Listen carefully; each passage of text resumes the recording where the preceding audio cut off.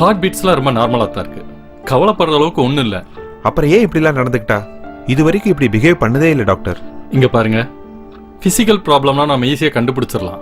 இது psychological problem, கண்டுபிடிக்கிறது ரொம்ப கஷ்டம். அவங்க சரியானதுக்கு அப்புறம் யாராவது ஒரு சைக்காட்டிஸ்ட பார்த்து அவங்களுக்கு ஒரு கவுன்சிலிங் கொடுத்துட்டீங்கன்னா எல்லாம் சரியா போயிடும். Okay doctor. ஷமந்த், நீ இங்கேயே இரு, நான் டாக்டரை டிராப் பண்ணிட்டு வந்துடுறேன்.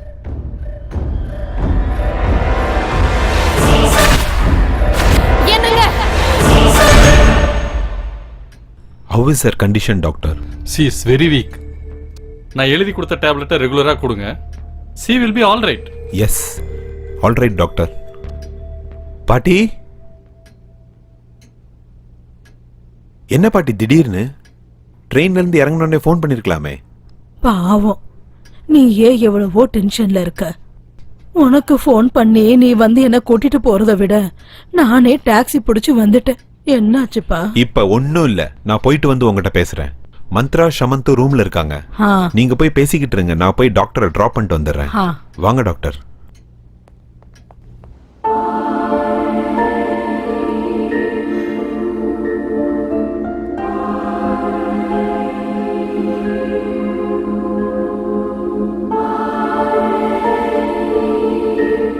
வணக்கம் பாட்டிமா.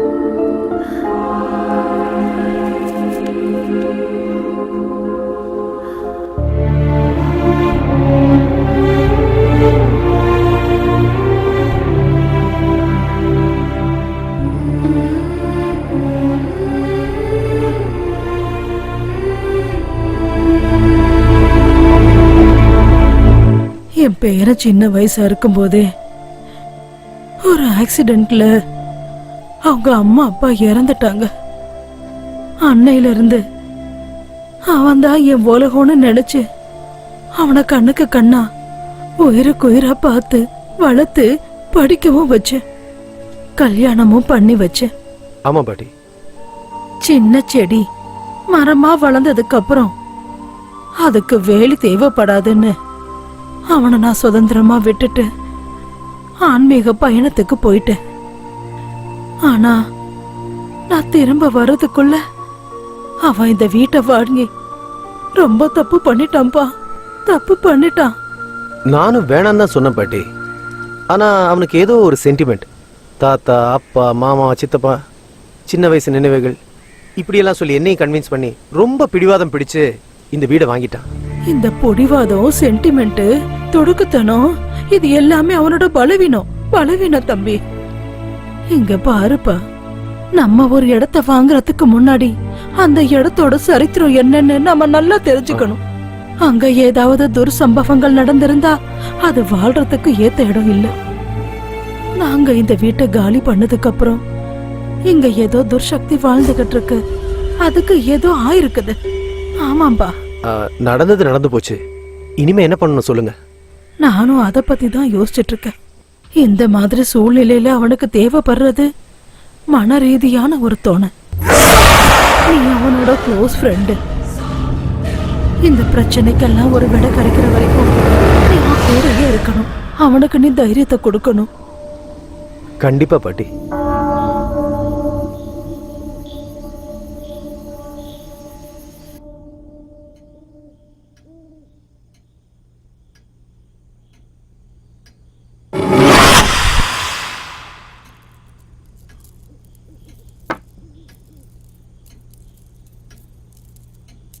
அம்மா,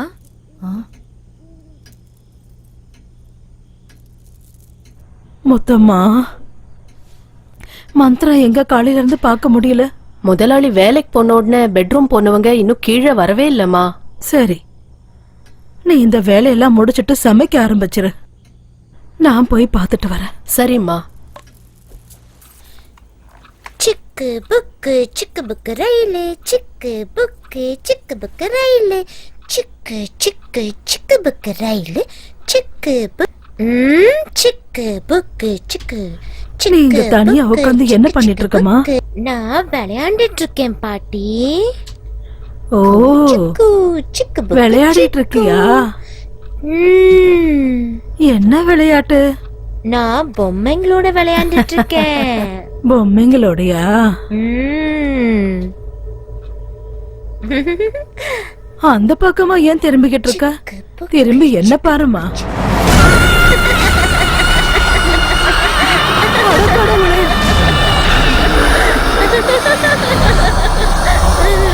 யார் நீ?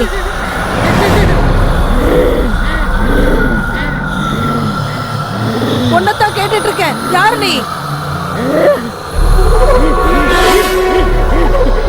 நானி ஓ, என் பேத்தி உடம்புக்குள்ள நீயே வந்த. அவ எதுக்காக என் வீட்டுக்குள்ள வந்தா? அப்படின்னா இது உன்னோட வீடுங்கிறியா? ஆமா, இது என் வீடுதான்.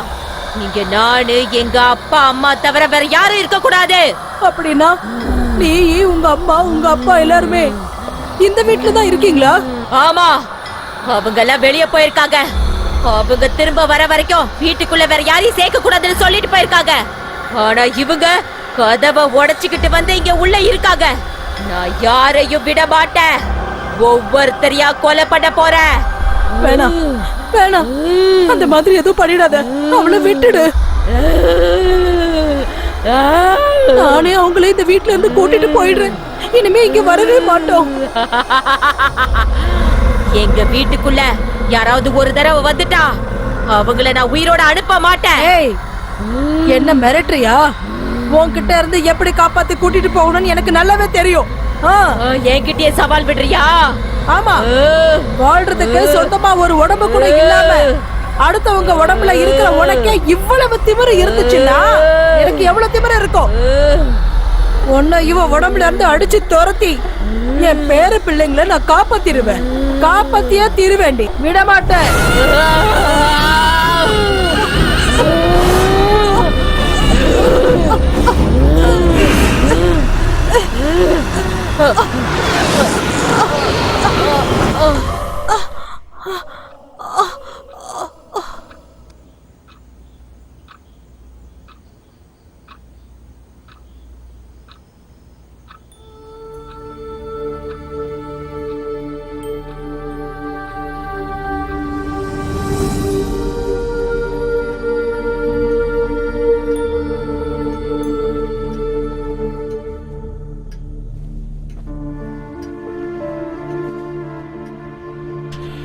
மந்த்ரா மறுபடியும் அதே மாதிரி பிஹேவ் பண்ண ஆரம்பிச்சிட்டா. எனக்கு என்னமோ தெரியல, ரொம்ப பயமா இருக்கு பாட்டி, ரொம்ப பயமா இருக்கு.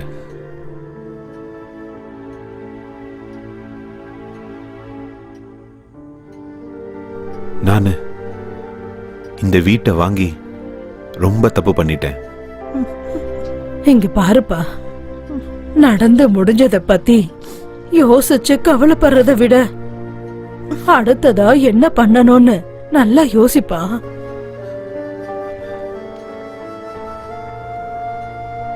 தம்பி, மந்த்ராவுக்கு எதுவும் ஆகாது. நான் குருஜிக்கு லெட்டர் எழுதியிருக்கேன். அவர் இங்க வந்தா எல்லா பிரச்சனையும் சரியாயிடும். எல்லாம் சரியாயிடும்.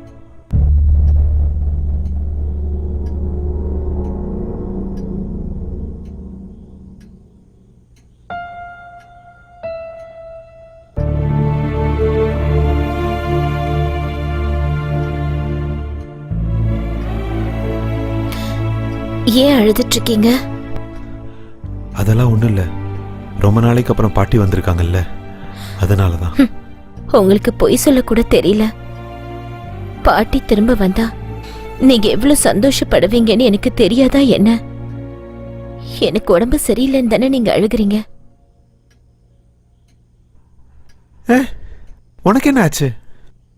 நீ நல்லதானே இருக்க? இல்லங்க, ஆனா எனக்கு ஏதோ ப்ராப்ளம் இருக்குன்னு மட்டும் எனக்கு தெரியும். ஆனா ஆனா எனக்கு என்ன ஆகுதுன்னு மட்டும் எனக்கு ஒண்ணுமே புரியலங்க. என்னால தானே நீங்க எல்லாரும் ரொம்ப வருத்தப்பட்டுக்கிட்டு இருக்கீங்க. இல்லம்மா, இல்ல மந்த்ரா, இல்ல இல்லம்மா, உனக்கு ஒண்ணும் ஆகல. அப்படி ஆகிறதுக்கு விடவும் மாட்டேன். Don't worry. Don't worry. சரிங்க, வாங்க பாட்டி, நீங்களும் வாங்க. நம்ம சாப்பிடலாம். ம். பாயசம்னா உங்களுக்கு ரொம்ப பிடிக்கும்ல? ம், சரி நான் உங்களுக்கு செஞ்சு எடுத்துட்டு வரேன். ஆகட்டும். சரியா? அப்படியே பண்ணு.